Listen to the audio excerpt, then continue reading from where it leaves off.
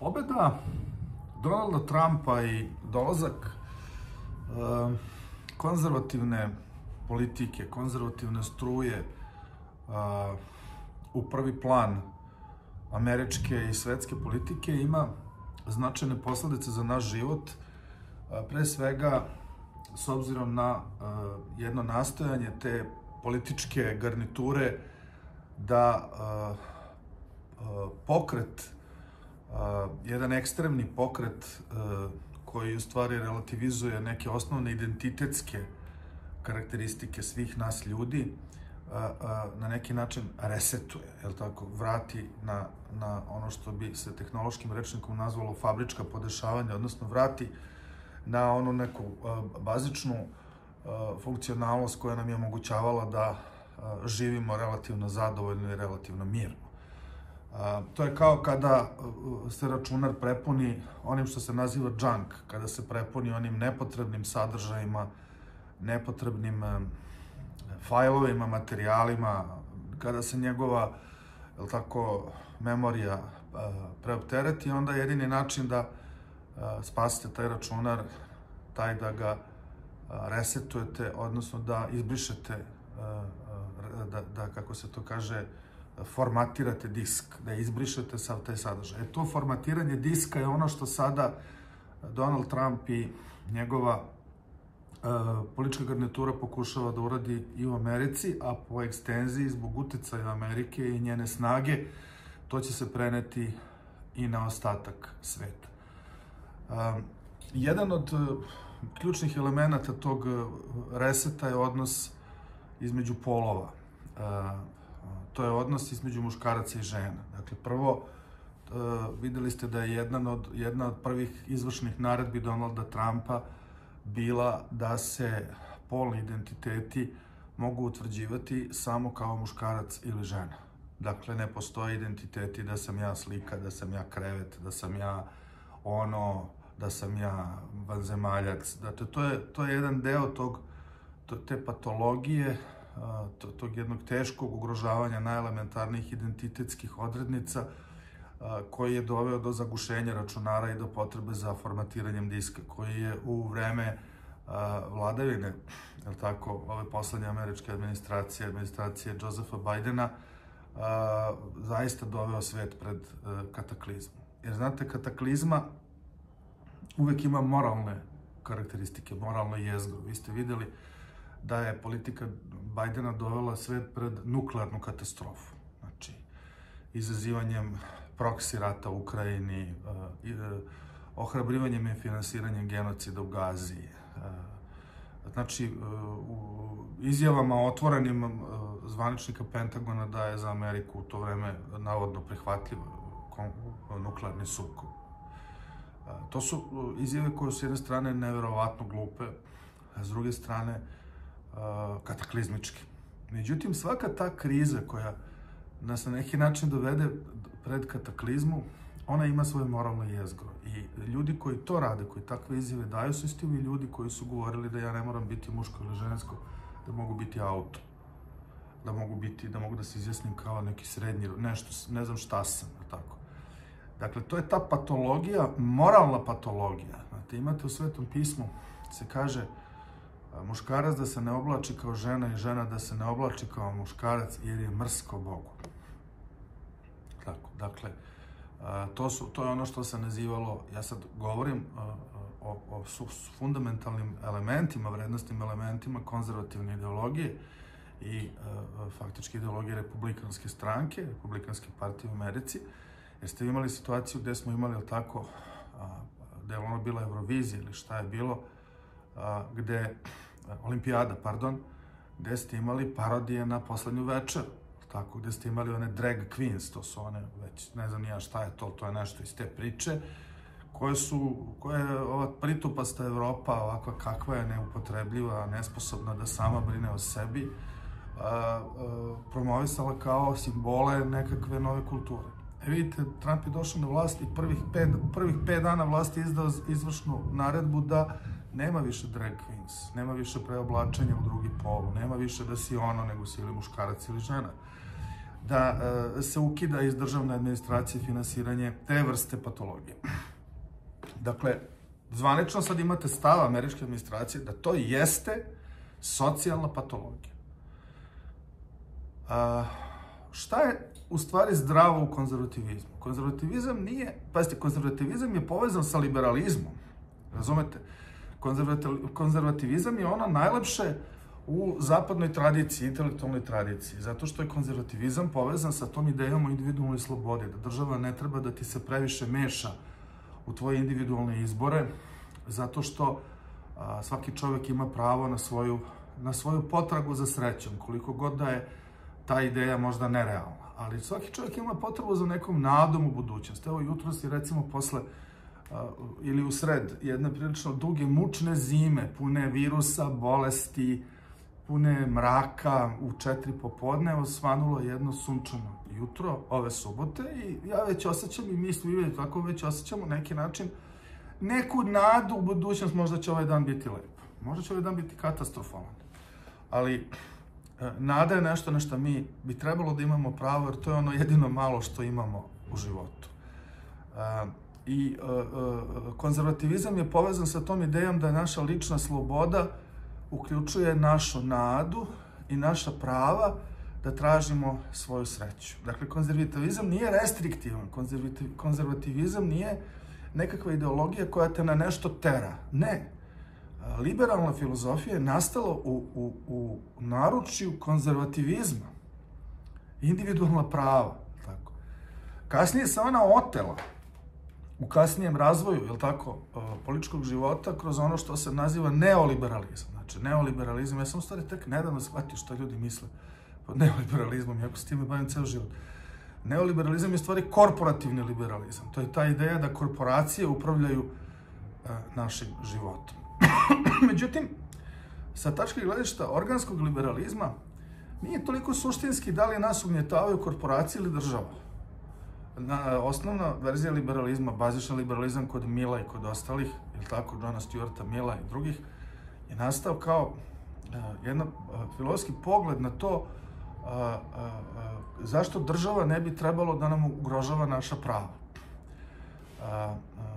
Danas je država korporativizovana, pošto velike korporacije finansiraju državu i faktički kontrolišu državu, imaju moć vrlo često veću od države. Onda nas korporacije ugnjetavaju, a država prihvata taj korporativni model. Pa imate, recimo, kako se to ogleda? Imate, recimo, tu situaciju u javnim službama. Znate, nekad je bilo u bivšoj Jugoslaviji, kaže, radiš u javnoj službi, možda živiš dugo, zato što ne moraš mnogo da radiš. Nisi mnogo plaćen, ali imaš neki kvalitet života. Radiš, kad se tad radilo, od 7 do 3. Onda dođeš kući, onda ne moraš da radiš popodne. Ideš negde s decom, ideš na ručak, šetaš se, igraš lopte u parku, ne mora ništa više od toga. A onda je došla korporacija kao paradigma načina organizacije javne službe i danas su javne službe imaju svoje menadžere. Ljudi u javnim službama se vide kao menadžeri. Isto kao u privatnim firmama i oni vas teraju, eksploatišu vas i dok vas ne dotaraju do groba. Tako. Ali to je ponovo samo nova forma ugrožavanja slobode. Tako, liberalizam se u stvari protivi i toj verziji neoliberalizma. Tako. Liberalizam, organski liberalizam, konzervativno shvatanje društva se protivi teroru države nad ljudima i teroru korporacije nad ljudima. I u stvari, ta konzervativna ideologija na kojoj počiva Trumpova administracija i administracija tih ljudi oko njega u stvari reafirmiše konzervativnu ideologiju, koja je u stvari pozitivna, koja je negde oslobađajuća. Sad, da se vratim na ovo pitanje identiteta. Dakle,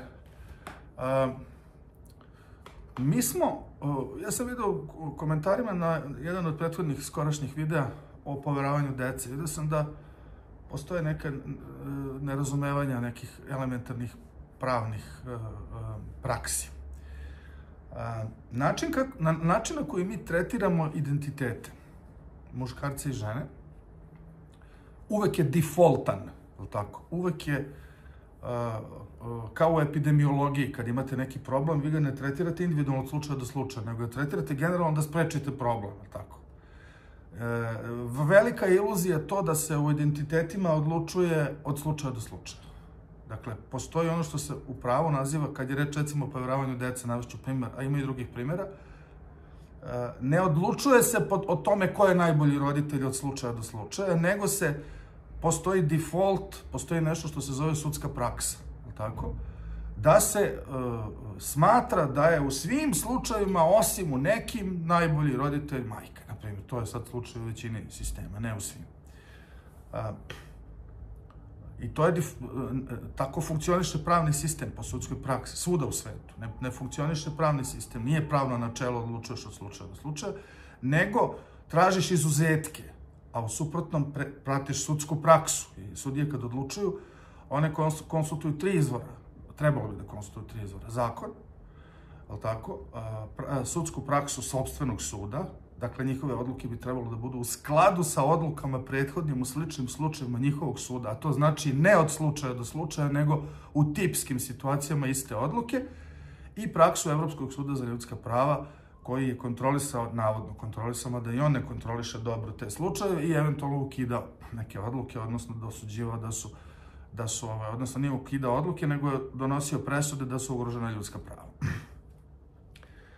Šta to znači za rodne identitete ili polne identitete? To znači da mi polne identitete tretiramo na ideološki način. Dakle, ideologija je u jezgru, politička filozofija kao temelj ideologije je u jezgru našeg mišljenja i kao pravnika, i kao psihijatara, i kao psihologa, i kao filozofa, i kao građana, i kao roditelja. Tako, ideologija je uvek u korenu svake sudske presude, svakog datog mišljenja, svakog pristupa. I sad ta ideologija, evo videli ste recimo i kod nas na kanalu da imate ljude koji smatraju da postoji rat između muškaraca i žena i imate jednu verziju koja je vrlo popularna u toj levičarsko-populističkoj kulturi, a to je da žene mrze muškarce zato što muškarci ugnjetavaju žene. Znate, to je ideološka jedna matrica. E sad, u ovim konkretnim slučajevima bračnih kriza i pitanja povjeravanja dece, situacija je upravo obrnuta. Ja sam u tom videu nastojao vrlo jasno i precizno to da dokumentujem činjenicama. A to je da u stvari su muškarci velike žrtve i deca su velike žrtve. Deca bivaju masovno otuđena od svojih očeva, očevi umiru, ne znam koliko očeva vrši samoubistvo svake godine, samo u Americi, zato što ne viđaju svoju decu. A ti koji sprečavaju viđenje dece nisu očevi, nego majke. Dakle, nije tačno da očevi sprečavaju neviđenje dece. Postoje takvi slučajevi, ali je 90 i više posto slučajeva je epidemiološki posmatrano. Kao kad pogledate neku bolest, žene sprečavaju da očevi viđaju svoju decu. Dakle, žene su te kojima je objašnjeno u popularnoj kulturi da se isplati razvesti se. Znate, nema tog braka u kome ćete vi biti zaljubljeni ceo brak. Znači, vi kad uđete u jedan brak, to je projekat. Kao što uđete u poslovni projekt, kao što uđete u socijalni projekt. Vi posle izvesnog vremena shvatite da postoje loše osobine vašeg prijatelja s kojim ste upoznati. Nećete ga napustite, nego čuvate to prijateljstvo ako ste pametni. Ako ste blentavi, vi rasturite sva prijateljstva, ostanete sami. Je li tako? Isto tako je sa brakom. Međutim, postoji ta jedna populistička, bolesna kultura koja žene motiviše da ratuju protiv muškaraca, da sebe vide kao ugrožene i da rasturaju brakove za to da dobiju finansijsku nadoknadu. Jer imate situaciju gde žena kaže ja ne mogu da izdržavam decu, a oni daju decu njoj i uzmu novac od muškarca, ako to je uglavnom slučaj, tako, da ona odgaja decu. A onda ona zabrani deci da viđaju oca. Znači, to su elementi gde imate u 90% slučajeva neadekvatnu odluku. Znači, zato decu treba povratiti očevima. Zato što su očevi ti koji ne odvajaju decu od majke. Ne zato što su oni pametniji ili bolji ili bogatiji. Jer nisu, mnogi žene su bogatije od muškaraca. Dakle, decu treba povratiti očevima zato što praksa je pokazala, sudska praksa, iskustvena praksa, da uz izuzetke, ima takvih slučajeva, generalno muškarci ne odvajaju decu od majke. I generalno se muškarci u sudskim postupcima zalažu čak se ne zalažu za samostalno roditeljsko pravo, nego se zalažu za zajedničko roditeljsko pravo, pola-pola, što govore da su oni kompetentniji kao roditelji generalno, govorim epidemiološki. Dakle, vi kad imate jednu epidemiju, kako je ova epidemija, to su masovni brojevi, ne možete to da rešavate individualno. Nema, to je iluzija, znate. To se ne radi, prosto se radi po sudskoj praksi. To se nigde ne radi individualno, sem kad imate ekstremne slučaje pa se onda oni razmatraju. Epidemiološki imate epidemiju otuđenja dece od očeva. Imate očigledno ozbiljnu krizu. Ako o tome govori Donald Trump i Elon Musk, i ako o tome govori cela američka administracija, ako izlaze sa dokumentima koji su katastrofalni. Pazite, to nisu izmišljene stvari, to su realne činjenice. Zabeleženo u državnoj administraciji. Onda to nije individualna stvar, onda je to epidemijska stvar. A vi epidemiju rešavate epidemiološkim merama. Tako, kad imate epidemiju virusa, ne kažete sad ćemo individualno, svaki čovjek nek ide ulicom, svakom ćemo da izvadimo briz, da vidimo da li ima virus i onda ćemo s njim da razgovaramo. Ne, jer to je nemoguće. Znači, moraju svi da nose maske. Tako. Ne kažete, sad ćemo, ne znam, nego zauzimate opšti stav. Tako je to i u pravu, zato postoji sudska praksa kad se radi o ovim slučajima. Tako je to i psihološki. Dakle, iluzija je da psiholozi, stručnjaci, psihijatri mogu nekakvim svojim ekspertskim znanjem da odlučuju da li je neko dobar roditelj ili nije. To je budalaština. Mi za to nismo sposobni, niko za to nije sposoban. Znate, osnovna stvar koju je Lacan pisao je da psihoterapeut koji misli da on ima neka ekspertska znanja je po definiciji propao. Mi nemamo ekspertska znanja, mi smo ljudi koji imaju neka metodološka znanja i neko iskustvo koje nam pomaže da uđemo u konstruktivne odnose sa našim klijentima i da im pomažemo. A ako mi počnemo da obražavamo da smo mi neki eksperti koji će da procenjuju ko je dobar roditelj, a ko nije, mi smo obično budale. I to je ta tragedija mase budala koje se bave tim poslom. Razumete? Mase diletanata koje sad, evo dajte mi da ispitam 90% psihijatara u Srbiji, da im postavim pitanje o osnovnoj savremenoj literaturi iz te oblasti, vidjet ćete da niko ne čita skoro ništa. Da ne govorimo o socijalnim radnicima, to je kriminalni sloj. Tako. O sudijama tek da ne govorim, to je najneobrazovaniji kadar. Dakle, to je ta situacija. I to o tome govori Trump. O tome govori Musk. Dakle, morate rešavati pitanje epidemiološkim, generalnim, a u ovom smislu društvenih odnosa, ideološkim, odnosno političko-filozofskim metodama. A to je prihvatanje određene političke filozofije, prihvatanje određene strategije, prihvatanje određenog razumevanja pola, identiteta, roditeljstva, porodice, značaja porodice. I sad, u stvari, taj reformatizovanje tog diska, tako, taj reset sistema počinje iz Amerike, jer Amerika je velika zemlja koja je nosilac globalnih tendencija. I mi sad imamo razloga da na neki način sa određenim optimizmom, kao u ovo sunčano jutro, gledamo na ostatak dana, na neku budućnost, jer tu vidimo pojavu jednog jezgra zdrave ideologije, zdravog mišljenja, koje će vratiti prava ljudima koji su obeshrabreni i koje će nas dovesti u one pozicije u koje mi prirodno pripadamo. Znate, ja prirodno ne pripadam da živim na Marsu. Može Joe Biden meni da kaže ti možda se proglasiš da si ti svemirski brod, da si ono i da odeš na Mars. Ali ja ću na Marsu morati da dišem sa onom bocom i da idem u onom skafanderu, neću moći da se krećem. Ja ne pripadam, bolje, za mene je oslobađajuće da mi neko kaže ne možeš na Mars, čovječe. Sedi bre tu, idi tamo u Dorčolu, komšilu, pi kafu, ja ću biti srećni. To ti je prirodno mesto, isto se odnosi na muškarce, na žene, na ljude, na građane, na sve nas u našim prijateljskim, porodičnim odnosima, da nam se kaže gde smo, ko smo, prirodno. Znači, postoji prirodni obrazci našeg funkcionisanja koje mi ne možemo negirati, kao što ne možemo negirati da smo muškarci ili žene, da smo visoki ili niski, da smo debeli ili mršavi. Zato što mi bismo želeli, ja bih sad želeo da budem limeni krov od kuće. To je ta ideologija, to je bolesna, to je u stvari psihotična ideologija, razumete? E sad, vraćanje na ovu priču, u stvari izduva taj balon tog ludila, te ludačke ideje o tome da postoji nekakav rat između muškaraca i žene, kakav rat. To je izmišljeni rat. To je rat koji je izazvan time što su žene ideološki huškane da uništavaju porodice, da uništavaju decu. Je li tako? Ima i muškaraca koji to rade, naravno, ali kažem, prosto ne postoji generalni rat. Normalno je da muškarci streme ka ženama i žene ka muškarcima. Normalno je da postoji odnos polova. Ne govorim sada o izborima životnih stilova, ima ljudi koji su geji, ima ljudi koji imaju drugačije opredeljenja, ali postoji tako, generalno je normalno da ljudi streme jedni ka drugima, a ne da ratuju jedni protiv drugih. A ta nenormalna ludačka ideologija, da mi ratujemo jedni protiv drugih jer ja hoću da budem klima uređen, neću da budem čovek. Ja ću sad da proglasim da su u stvari muškarci uvijek maltretirali žene, da su žene žrtve, robovi, da će žene sada da preuzmu vlast nad svijetom. To je nenormalna ideologija, razumete? Kao što bi bilo i obrnuto za muškarce. Dakle, konzervativna ideologija nas resetuje nam disk, vraća nam sistem da on proradi. I to je jedan razlog da mi na neki način počnemo ponovo da se osjećamo kao živi ljudi.